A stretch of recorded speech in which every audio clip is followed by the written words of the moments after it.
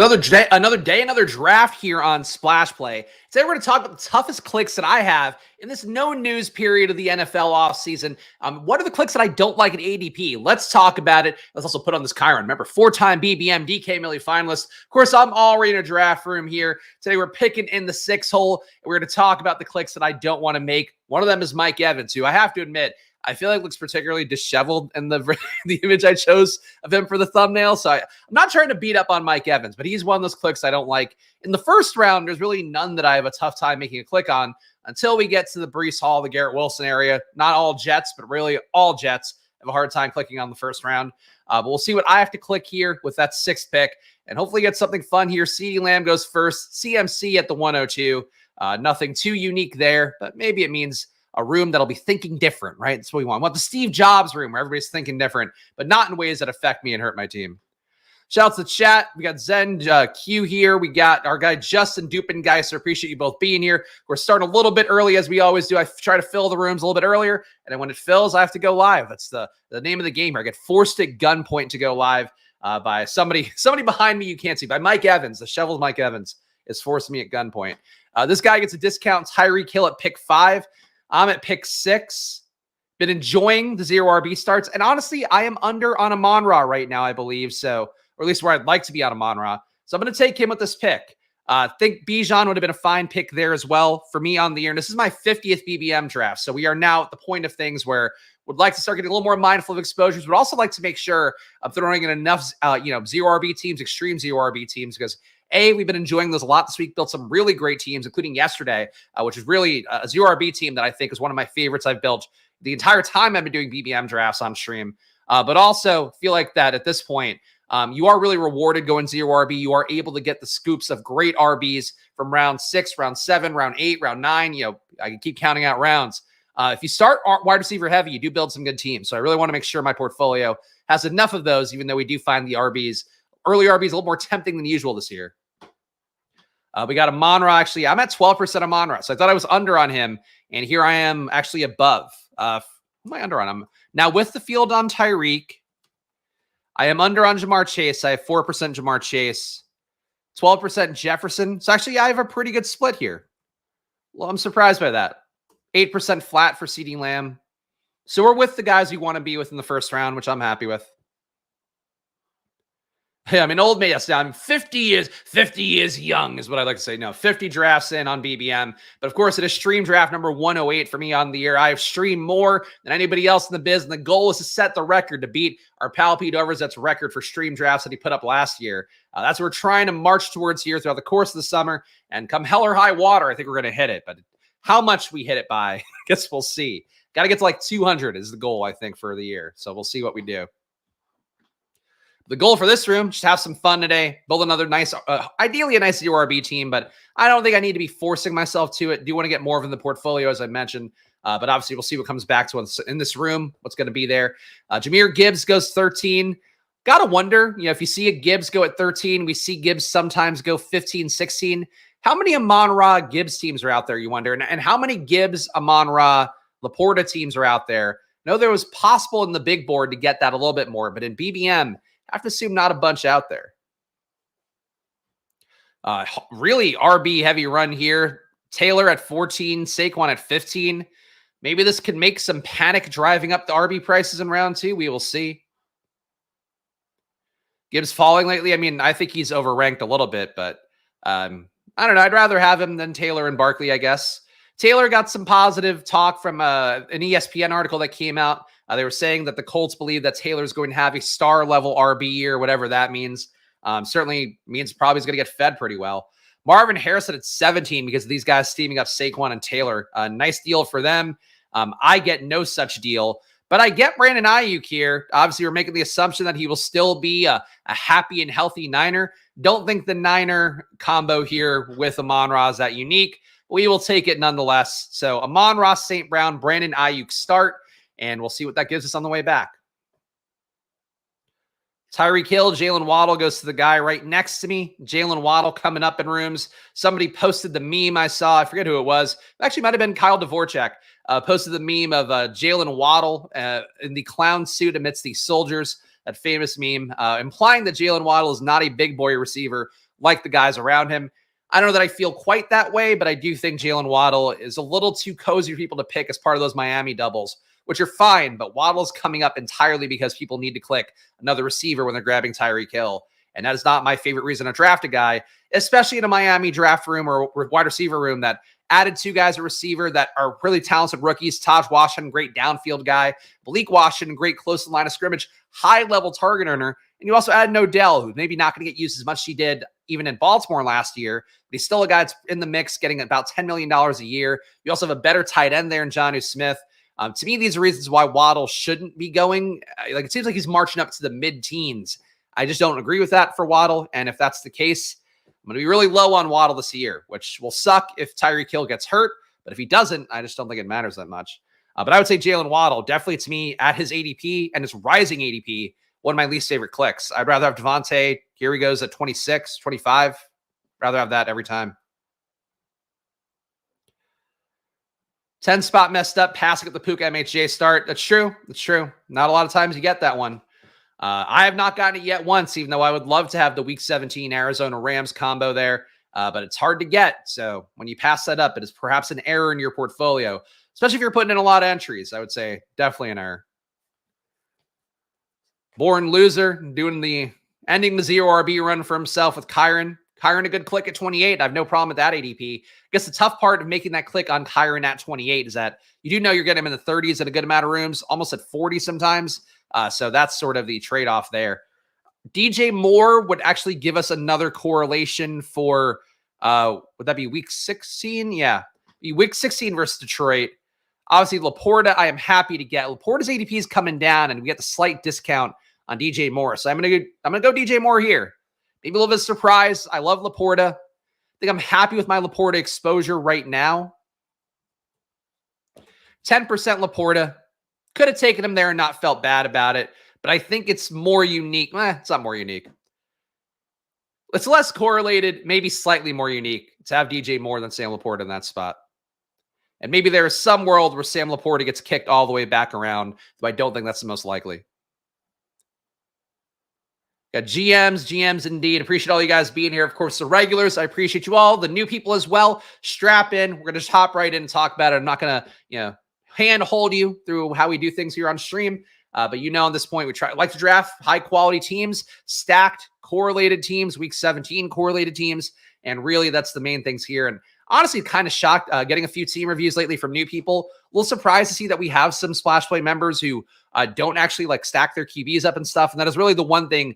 Maybe I don't do enough here to beat the drum of it, but stacking your QB, the most important thing you can do, whether it be even a single stack, a double stack, but really getting that double to me, getting a bring back for Week 17 for your QBs. It's the best thing you can do for yourself. And that's the point of, having QBs, that you're cutting the parlay by knowing what they're doing with their receivers. Obviously, there's some cases where it's not always going to line perfectly. If an AR has a good game, doesn't mean he's dragging Alec Pierce along with him. Doesn't mean he's dragging even Michael Pittman or Josh Downs or an AD Mitchell with him. But it does mean that you have a better shot at getting that right. So that's sort of the thesis there in case people don't get why you do that, I guess. Dylan wasn't calling you out specifically because it's not just you, but you do need to learn to stack. You need to learn. Most important thing you do in best ball. I'll beat the drum of it more. Learning from Dylan, that's the thing that people sometimes don't do. Yeah, stacking important, especially for pocket passers. Pocket passers, then they're never going to have a good day if they don't create value for receivers around them. But especially too, if you're taking a team, the whole point of it is trying to grab a team that's on the rise. So, I love the Commanders, right? So we're hoping that Jaden Daniels ends up top 5 QB. We're hoping Terry McLaurin ends up top 10 receiver. We're hoping that Jahan Dotson ends up top 20 receiver. Luke McCaffrey ends up top 30 to 40, whatever. That's the hope of correlating all those bets together, is that they all rise with the same tide. So that's, big part of why you do those bets, and especially for cheap guys too. Your Denvers, your New Englands, all those guys, Carolina. You're hoping the whole thing rises up. Pickens goes at 42 here, which is his normal ADP.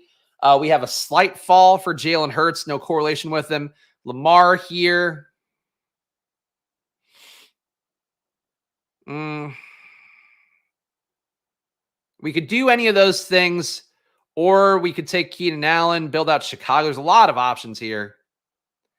Every sharp player does the fucking Mark Andrews Lamar thing. I'm tired of it. I'm doing the Spags sharp version of Terry McLaurin. I have a hard time, honestly, with the Lamar Mark Andrews thing because every person who creates best ball content right now is like, man, that Mark Andrews Lamar pair, and you get that, and that's going to be it. And I feel like people are really loading up on that one. And I'm not worried about necessarily, drafting the same configurations as people that I would consider sharp drafters. Like, you got to draft what's sharp ultimately for your portfolio's sake. That said, I feel like Lamar and Mark Andrews are going to be really overrepresented in tournaments. And I think it's fair because, people who are sharp are taking Mark Andrews first. This guy here, DJT, I assume, is going to try to force Lamar back to 53 if he can do that. That's a good way to do it. But, I'm sure there's combos out there reaching for Lamar and Andrews as well. I just feel like that's been one of the more touted stack pairings that I've seen. And for 2 straight years, honestly, where last year you had to get unique and reach for it. But this year, it's like it falls. There's a way to do it that rooms will sometimes let you have it at a little bit cheaper. I feel like that duo is going to be one of the more overrepresented. I have a hard time clicking those guys, honestly, at their ADPs. GM Squirt Squad, better late than never. There you go. Hey, you're not late. The stream starts technically at 11, but you guys know if you hit the notification bell, I do start a little bit earlier than 11, sometimes a little bit later, just to make sure that we're getting, the room filled, and then also make sure we have different people in the room rather than the weirdos. Sometimes need to insist on being in every draft. We know it's really only one guy, but we know the deal there. Protect my sweet, delicate EV, always. I would laugh if one of these guys took Lamar before DJT gets him back. That's a hot take.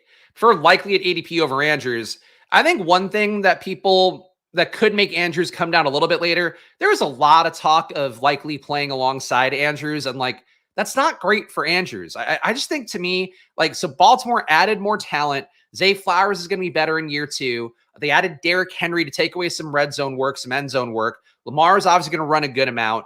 Likely is going to get more 12 personnel reps.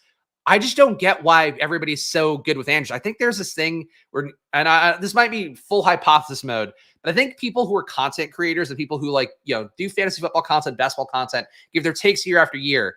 Do you think they get very cozy with certain things where it's like, oh, okay, Jalen Hurts at 52 is pretty fun. Unfortunately, this guy has no Philadelphia, no Dallas. That would have been really sick. CeeDee Lamb drafter is an idiot, actually, is what that is. We got Keenan Allen back, and I'm perfectly okay with that. So we get our Chicago double. We got Terry McLaurin for me later on when I want to get some tasty treats at QB. Start right now, 5 receivers to start once again. Amon-Ra St. Brown, Brandon Ayuk, DJ Moore, Terry McLaurin, and Keenan Allen. So we did reach a little bit from McLaurin. Doesn't matter to me. That's where he should be valued. Keenan Allen got him a little bit of a discount. Get the Chicago premium double. Detroit, San Francisco, week 16 correlation for Detroit, Chicago. I am very happy with the start. These guys should be happy with their start too. Maybe not the Jalen Hurts drafter who has no correlation, but everybody's winning in this room, I guess, besides the one hole who made a mistake.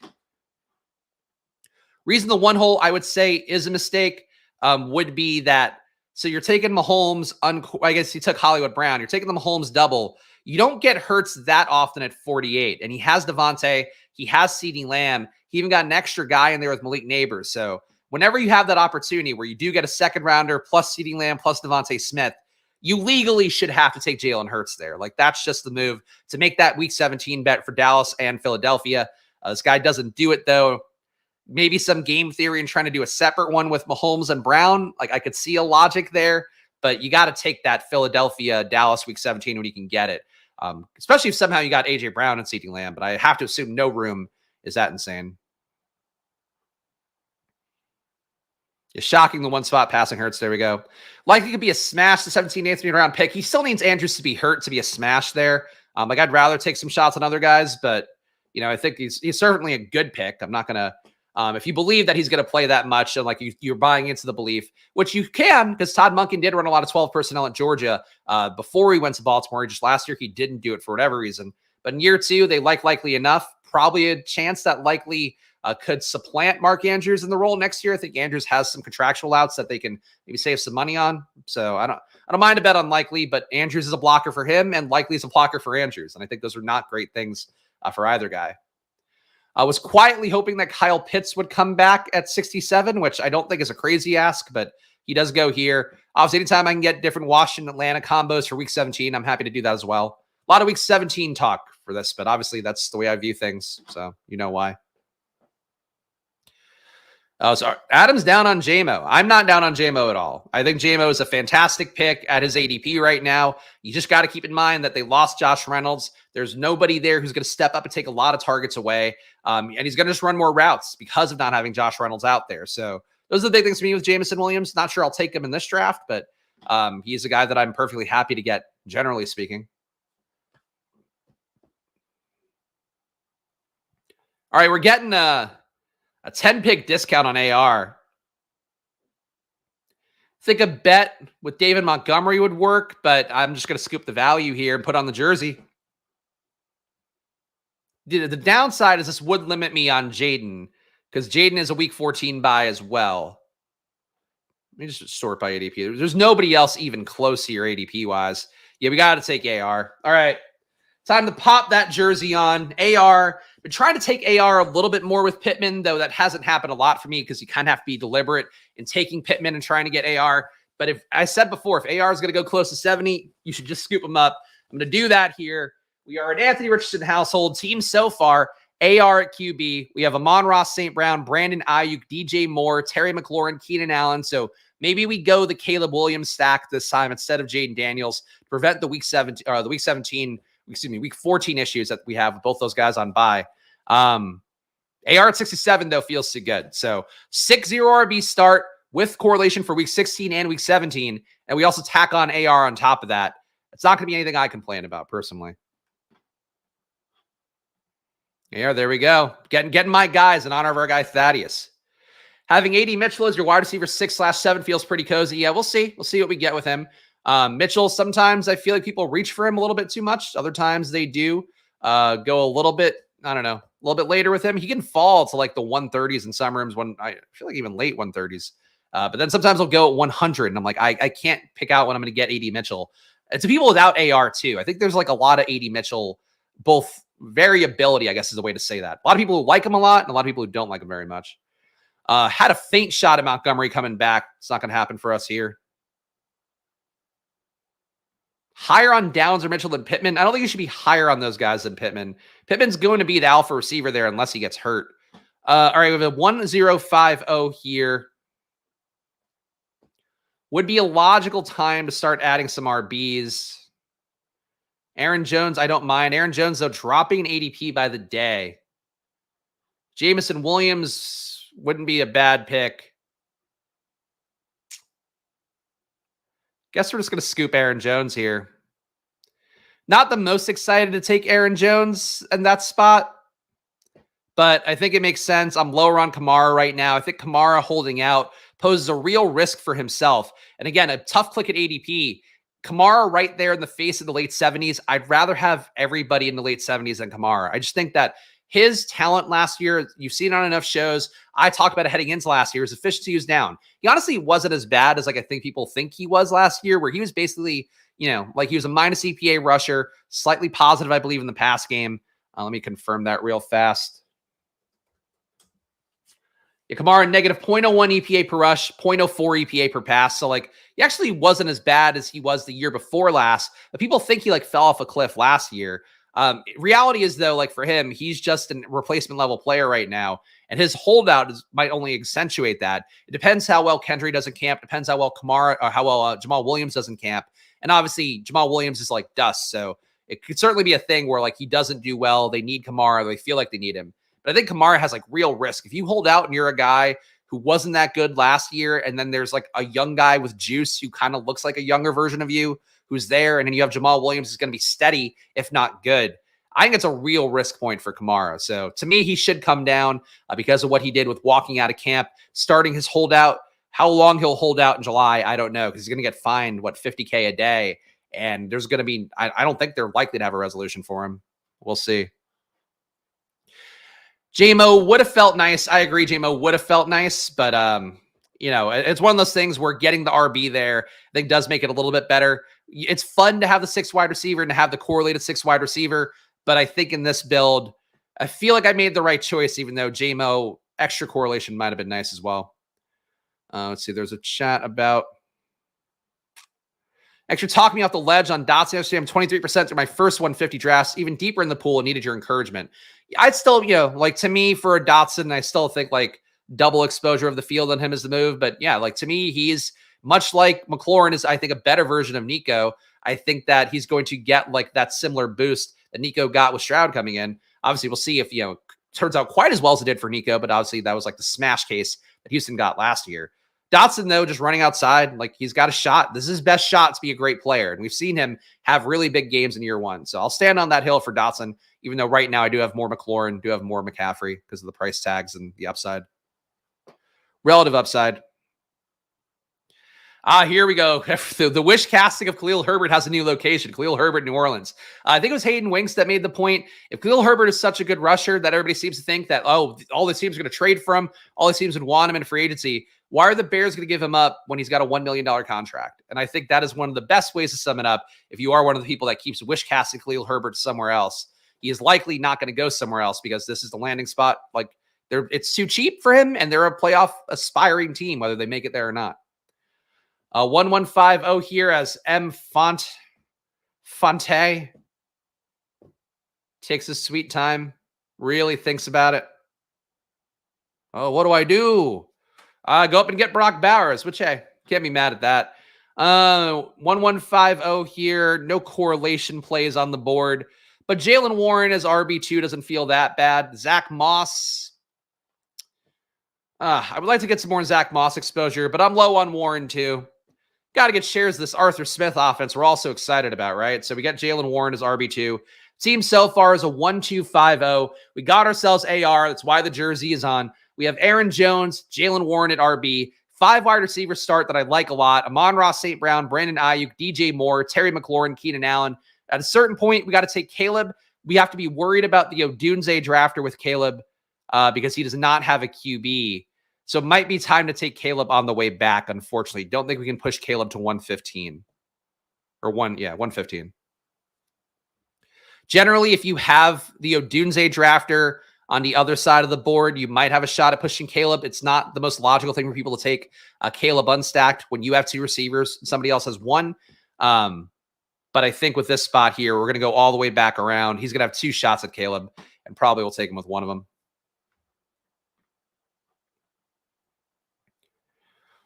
Jaylen Warren at RB2 always feels a little barfy. I don't agree with that. I mean, he was a guy, I guess I liked Warren. I've said this enough times. I liked Warren a lot when he was cheaper last year in the 130s at one point. Then he came up to like the 110 range. Still, then it's a better price tag for him, but Najee's going where he's going. So I don't know. I don't think there should be a big chasm between Najee and Warren, but I think they should be a little bit closer to that James Conner range combined. But they're not there right now. If Warren's going to start being cheaper and right in this room, we're talking about a 12-pick difference between Warren and Najee. I'd rather have Warren for 12 picks cheaper. Relative to these guys being the same ADP, I'd probably take more shots at Najee just because of the assumed goal line role and the fact that he's been, a 250 touch back for every year of his career, basically. Also think Khalil and Roshan can have roles and still be good picks. I think Roshan gets squeezed. To me, that's the reason you cut Herbert is because Roshan's getting squeezed too much, but it's just better for the team to have 3 running backs out there that they can trot out. We're going to be competent enough and have some upside and theoretically some different use cases where Herbert, I think the better between the 20s rusher, Roshan should be more of a goal line killer because he was great versus 8-man boxes in college. He just didn't really tap into that last year because they had Foreman. Swift should be able to do a little bit of everything and should be the guy who you use to take the lion's share of salting a game away kind of carries if you're in the lead. So I think they have utility that's different, but I think that it's like you're talking like 5-touch utility for Swift and for Herbert and Roshan in particular. That'd be my concern. Yeah, the AR and Jaden Daniels combo is very fun. It's just tough with the week 14 buys, I have to say. The week 14 buys ruin it quite a bit, unfortunately. Even though I love those bets, and I do still want to make those bets in concert, I have made them. You have to grab a third QB, and that does sort of change the mathematics of it a little bit. Jaden's still here. Caleb is also, there's a lot of QBs left on the board still. Oh, man. And we have outs for QB2. We don't necessarily have to take Caleb Williams. We could go Lockett. We could go could reach for Brian Robinson. I think Lockett makes sense for the Seattle bring back. So I'm actually going to take Lockett, wide receiver 6. And we'll see if we can push Caleb back. It's possible. It's possible. Still think the Odunze drafter is a threat to take Caleb, but maybe we'll get somebody good back because we have 3 outs at QB to come back was my logic here. Jaden, I'd be happy to get on the way back, and I'll figure out a third QB if I need to. Caleb, I'd be happy to get back. Brock Purdy, I'd be happy to get back because we have Ayuk. So, and then still live for Goff later too. So I don't need to really do anything for QB2 yet. So I'll just see what the room does for me. That's basically how I feel about it. You know, a lot of people out there will go up and get one of them. You got to get them now. But if I can add Lockett and then one of these QBs later on, that's the move to me.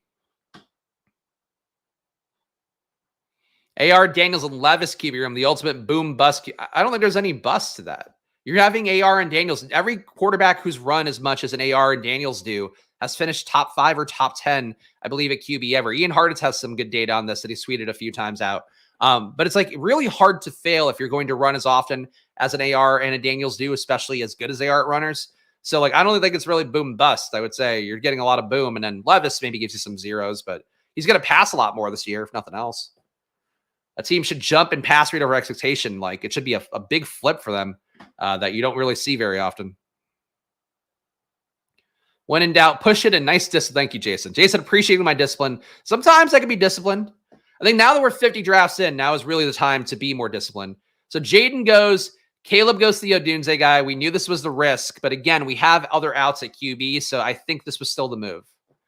I like Caleb. AD Mitchell goes to this guy. Again, fucking 111. His ADP is falling, and this guy took him at 111. That's irritating. All right. Again, we'll survive it. Uncorrelated AR doesn't kill you. It just makes it a little bit less game stacky in the way that I'd like to have. That's annoying. I am not a Fields' third QB guy. I think that's a bet that has a good shot still being a 0.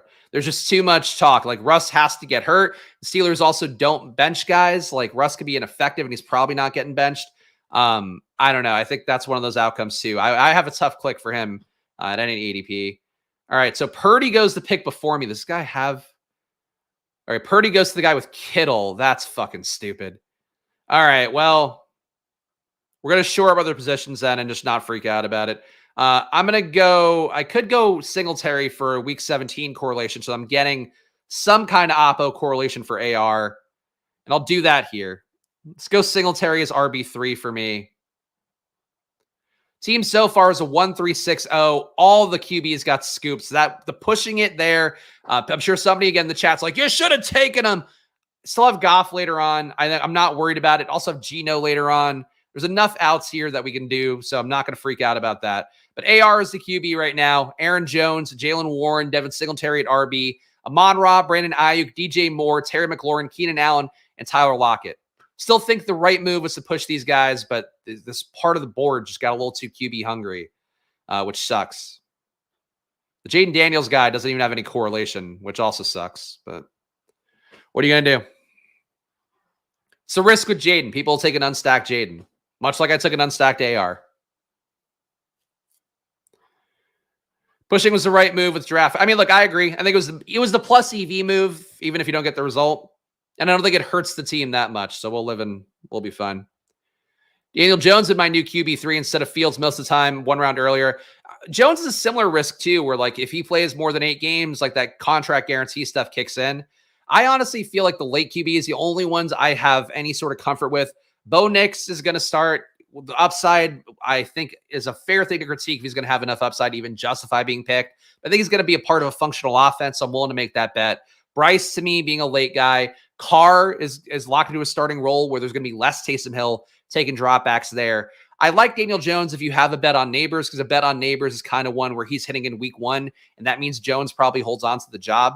But I think that there is definitely, a lot of late QBs that go with frequency that come with more risk than I think even their ADPs account for, where there's like a chance they could be for the back half of the year for you, or in case of Fields, maybe the entire year could be a 0. But as QB3, the hope is like, you're okay. If you're doing it as QB2, you might be like fucking yourself.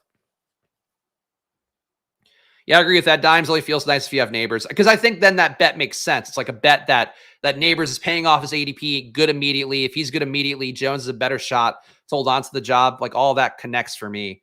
We're gonna push Goff. I mean, we're committed to the pushing game now. Correlation wise, nothing here we need to go up and get. Though I guess you could make the case I should take Downs perhaps. Forget somebody from Indianapolis. RB room being better. Josh Downs. Just get Josh Downs. This is tough. Missing out on a lot of RBs I like here. I like Ford. I like Zeke. I like Marshawn Lloyd, though Lloyd does go a lot cheaper. Not in every room, though. Some people do have Lloyd priced like I do and take him in the 120s pretty regularly. I think this is the right move for this team to get some correlation with AR, but at what cost? At what cost?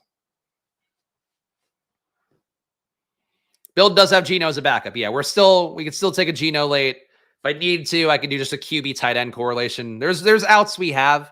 If I get Goff at 139, though, probably have to take him. Dable playing a bad QB over Dimes and risking his job security seems unlikely. I mean, it's not a bad QB. Locke, I think, showed that he can have the governor on him and do okay for when he filled in for Geno last year. It just comes down to like how much have they fallen out of love with Daniel Jones and how much they want to risk. Like the contract guarantee stuff is real. If he's playing enough snaps and money kicks in, like that limits their flexibility moving forward. So, and Drew Lock might be more of a one-to-one play for Daniel Jones. I think Jones is a better passer. But, Locke has been similarly mobile in the past. He's kind of got it beat out of him in Seattle. So I don't think he'd be like, even Tommy DeVito, they like enough. But, I don't know. That's how I view it. You can view it differently. The contract money part's the big part, though. Like, I think if their team is like shit, if they're, let's say, somehow they're like 1-6, so they're heading into week 8, and Daniel Jones is starting to get close enough to playing with a guarantee set in, you couldn't end up in a situation where they just bench him for Drew Lock. I don't know how likely that is. But if they're bad, like you have the cover to do it. And then also you're saving the money. And I think that would not be shocking. So you really, if you're betting on Daniel Jones, the bet is like they're 500-ish heading into week 8. You like Cutlass, you like DeVito. Yeah, the famous bit here, him being the most Italian stereotype with his mom, living at home with his parents, and then making chicken cutlets for him. What a treat. All right. Let's see. Who is the Laporta drafter passed on Goff? So that's good. The Laporta drafter is also the JMO drafter. Okay. I think we can push Goff to 150 then. So that's a good sign. If somebody takes Goff uncorrelated around the turn, that's a really bad pick by them. So I'm going to try to not take Goff here. Goff, highest guy on the board. We have our bet on Aaron Jones, so let's take the oppo side of the equation and take Marshawn Lloyd. And we're going to push Goff and hopefully get Goff about 25 picks after ADP, which would make me feel even better about this team. Let's give the team a read here. I'll wait around the turn. So it's a 1-4-7-0 right now. So we're going with probably 3 late tight ends. We've got AR at QB. We have Aaron Jones, Jalen Warren, Devin Singletary, and Marshawn Lloyd at RB. So we've got Week 17 correlations for Aaron Jones and Marshawn Lloyd, AR with Devin Singletary. Then at wide receiver, we have Amon-Ra St. Brown, Brandon Ayuk, DJ Moore, Terry McLaurin, Keenan Allen, Tyler Lockett, and Josh Downs. And it will have to make it up at tight end a little bit later on. But getting Goff at 150 would make me feel justified at pushing the other guys and not getting them. Creating QB value through mega stacks is a great micro edge. I mean, in this case, I'm creating QB value because somebody else stacked up Detroit and he didn't take the guy. So that's part of the luck, part of the dice roll here. But, a little bit surprised he didn't take him, honestly. But I guess he was too busy scooping. What did he have? He's too busy scooping guys I needed, like AD Mitchell at pick 111. Come on, let's walk it down. Jared Goff. I want Jared Goff in my life. We're back to walking it down. Kendrick Lamar had a 6 special yesterday, so we're going to walk these motherfuckers down. Young Toll, what do you need with Jared Goff? Nothing. He doesn't correlate with anything. He doesn't run. He's not likely to be good. Let me have my QB2. We don't mention that name, Dion's. The season finale was Thursday, but no, he's not in the room, thankfully. He doesn't spite snipe. He's just stupid. So that's the difference. Unstacked Jared Goff? That's fucking rich. I didn't say it. That's so stupid. That's so stupid. That does nothing for you. Fuck. I shouldn't have walked him down. The walking him down bit used to work. That was fucking dumb. Oh, all right. People who want to see the tilt, young Toll, young R word does that. Okay. What do we do instead? I mean, we still have Geno late.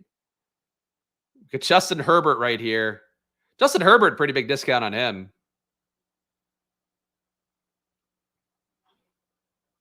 I think just going Geno late is the better move.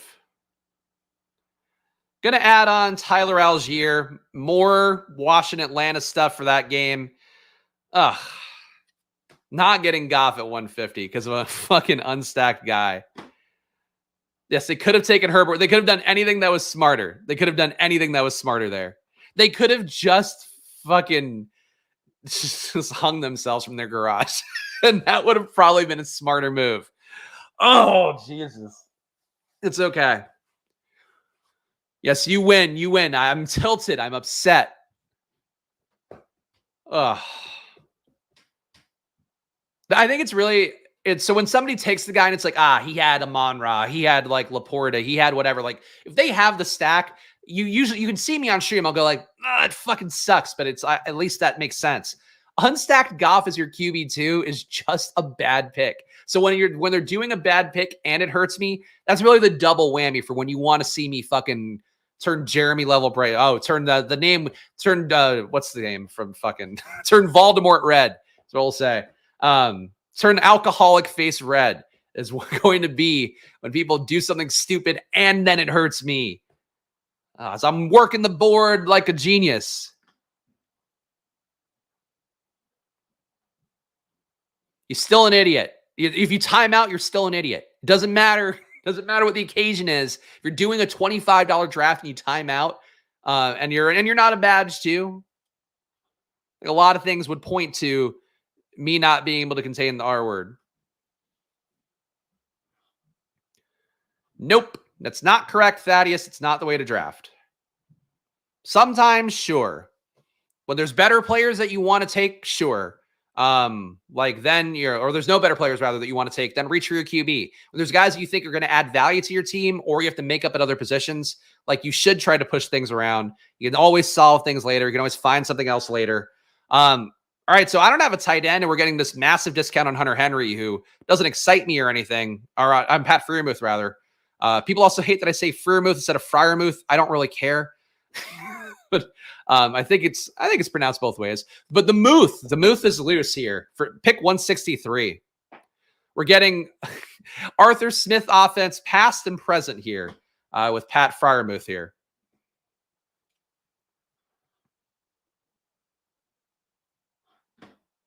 Ugh, unbelievable. Team so far is a 1-5-7-1.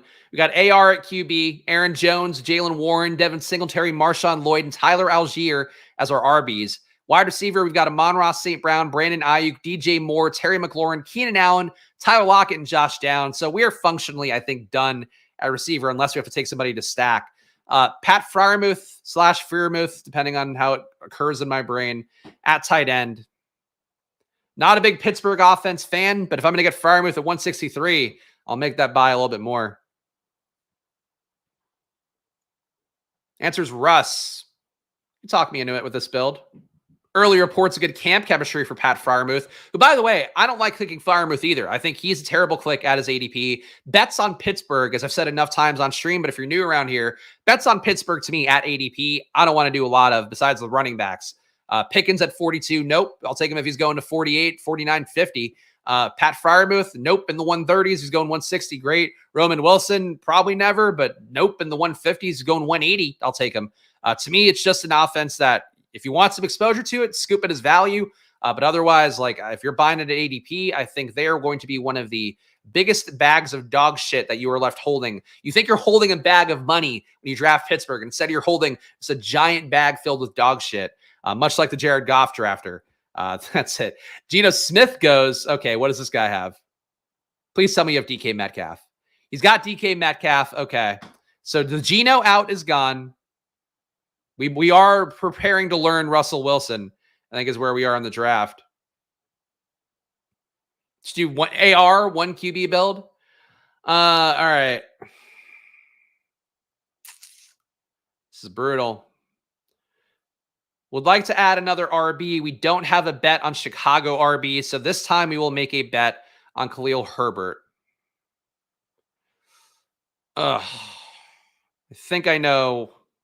Well, there's a couple things I can do for QB. Man, irritating. I would never draft Sam Howell. It's too low of a bet.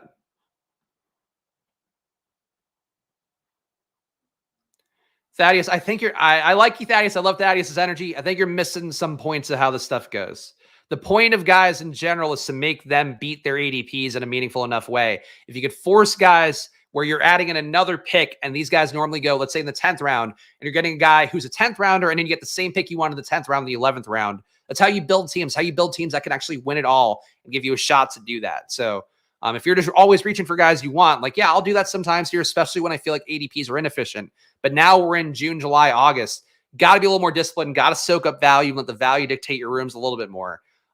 You make the case that because I'm so boxed out, I should have reached for a Geno, but I got a huge discount on Freiermuth. I've closed out my RB room and a correlated bet with Khalil Herbert here. Those are the things that I prioritize and I think are right in a portfolio. But obviously, people prefer safety. I don't think you're ever going to do the best you can in best ball by preferring safety. In fact, most of the builds that people find the coziest are the ones where the expected value gets drained out a little bit because of the fact that people are like, oh man, I would love to get one more receiver in my zero RB build. It's like, okay, now you've pushed it too far. Also, this guy takes Chig. I was thinking Tennessee with Levis would be good. It's frustrating, but you have to allow the frustration to occur because you're doing what is the right play of pushing QBs around. This kind of room, though, this is like fucking DraftKings room where people are just like, I have no correlation or I have the loosest possible correlation. I'm taking a QB. Slayton, Chig went, so that's gone. Could do the Will Levis, Tyler Boyd side, but I'm pretty good at receiver, so I don't necessarily want to do that. Whew. Killing me. This room is going to be the death of me.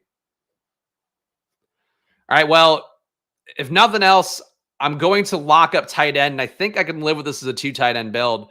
I'm going to take Noah Fant, another Seattle bring back for a Chicago-Seattle bet, sans both QBs.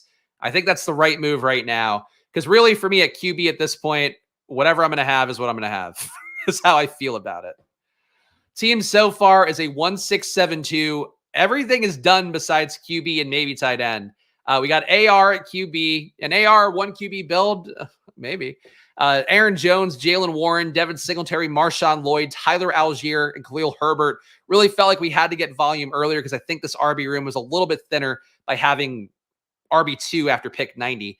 We have Amon-Ra St. Brown, Brandon Ayuk, DJ Moore, Terry McLaurin, Keenan Allen, Tyler Lockett, and Josh Downs. Sick wide receiver room. I think nobody can dispute that. And then the huge fall on Pat Freiermuth, almost a 30-pick discount on him, and Noah Fant, a little bit of a discount there, not a lot, but a little bit.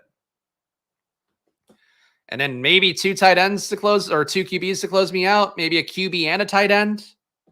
Think would be okay.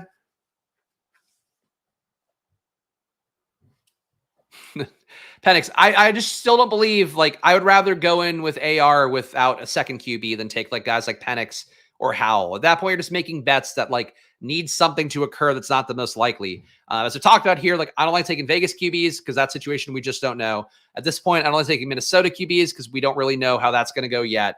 I don't like taking Penix because I think we know that's going to go unless Kirk Cousins gets hurt. Same thing for Howell. I think people in the chat are saying what I'm thinking, but we'll see what we get there. Dimes would still be an option here.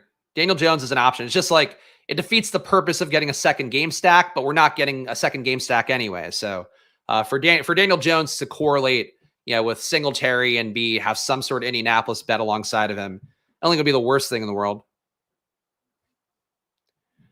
Do buys matter with tight ends? I mean, they matter to some extent, but matter much less than QBs. If you have 2 tight ends the same buy, I wouldn't add a third unless you really need to because you took 2 guys too late. For QBs, if you have 2 QBs with the same buy, I would try to take a third. Even though that makes you more unique to not do that, that's still the thing that's the most logical move because you don't want to miss out on QBs giving you, at least 10 points, if not 20, 30. Levis still here. But yeah, I think Carr is the move. Carr has a starting job, a different buy.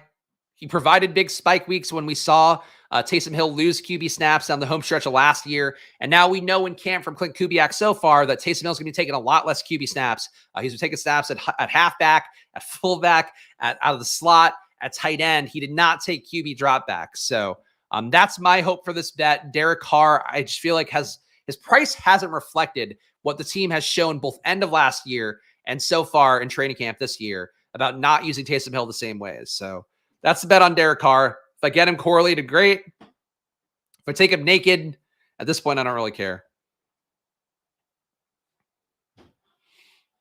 AR Dimes, Carr doesn't feel too bad. I mean, I think just AR and Carr should feel okay. Yes, and Knicks is a week 14 bye like May. So yeah, that wasn't an option either. At least for a 2 QB build. For all the Isaiah Likely lovers, he's going at 201 here. So market not showing a lot of confidence in that ADP.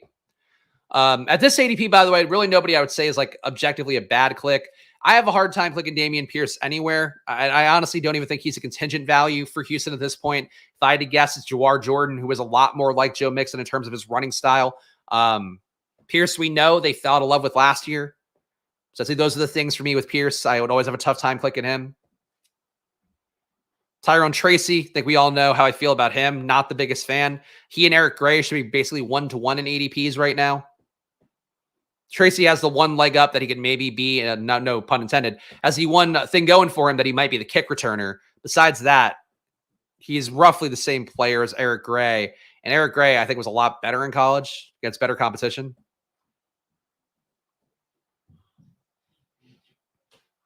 Draft is slow AF. I agree. There's a lot of people using a lot of clock to make picks that objectively don't help me.